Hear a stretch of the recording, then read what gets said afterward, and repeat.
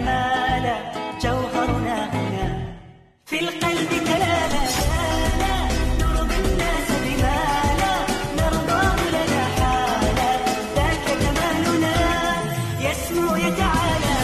அல்லாஹ் நமக்கு வழங்கிய அருட்கொடைகளில் ஒன்றான நேரத்தை பற்றி பார்ப்போம். நேரம் என்பது பூமியில் மிகவும் விலை மதிப்பற்றது.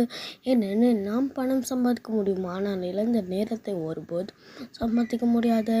அல்லாஹ் சுப்ஹானஹு வ தஆலா குர்ஆனில் சூரா அஸ்ர் 103வது அத்தியாயத்தில் காலத்தை பற்றி குறிப்பிடுகிறான். அதாவது காலத்தின் மீது சத்தியமாக நிச்சயமாக மனிதர் நஷ்டத்தில் இருக்கிறான்.